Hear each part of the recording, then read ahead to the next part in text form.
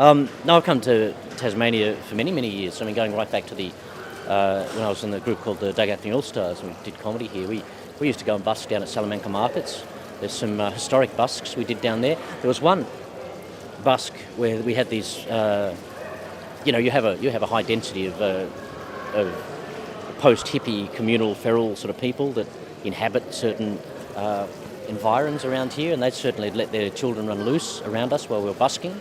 And we had a couple of hundred people watching us, and this child just kept coming up to our guitar case and stealing money from it, thinking it was quite funny. And it was quite funny, because we were putting people's bikes and personal items in the guitar case, including their children.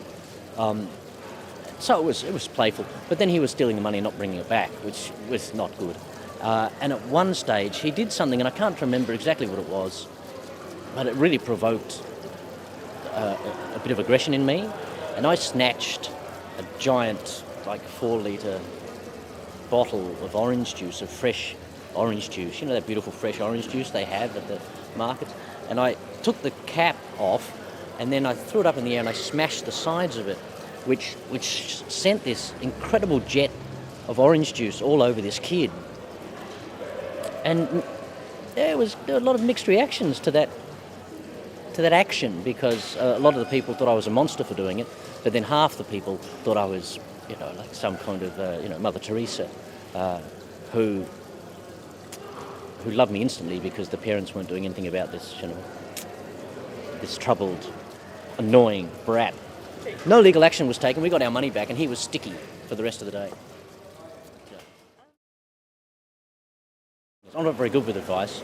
I wouldn't take my own advice, but just do it, basically. Don't let anyone stop you. Just do what you do. People tell you it's shocking and a shit house and terrible. Just keep doing it. You can sit around thinking about doing something for a long time, but it's not until you actually get up there and attempt it that you're going to get a reaction. You've got to have people respond to you. There's so many different ways now also of making connection with people that weren't around when I started out. Like when we started out, it was a very personal exercise. You had to go on the street. We started off as buskers, so it was just the immediacy of the populace and the people that were around. It was quite invigorating and sort of challenging and fun. We had no idea at the time where our group was going to go or how it was going to develop. We just were doing something that primarily to just get a bit of coin, to make a bit of money, without having to wait on tables or do other sort of jobs that involved drudgery. So I just wanted to, and it was fun. It was great fun.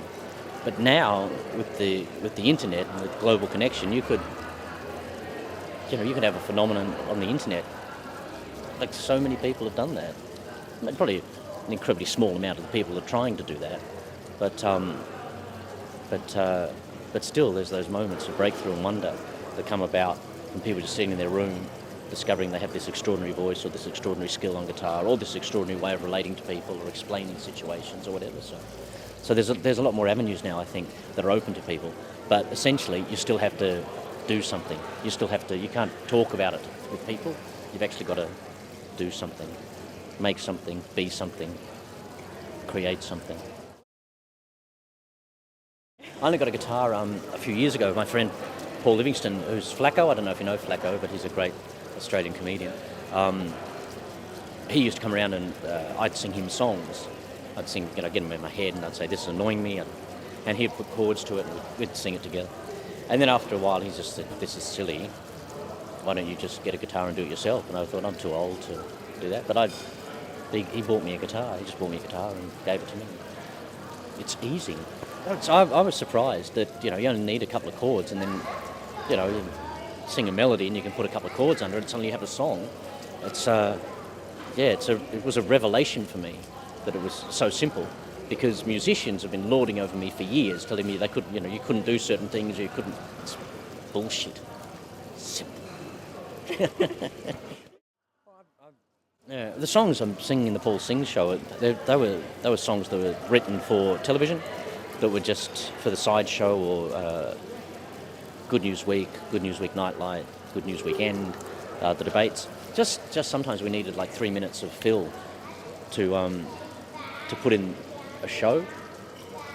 and I'd have these melodies, so I'd have to sit with someone and we'd come up with this song. Those songs generally were just sort of songs. They just didn't have comedy in them.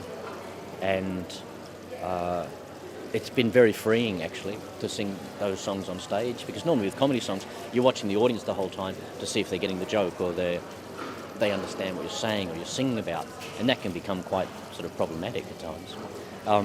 And also you're trying to elicit a response at the end of every line or the end of every phrase or the end of, conceptually at the end of the song for them to...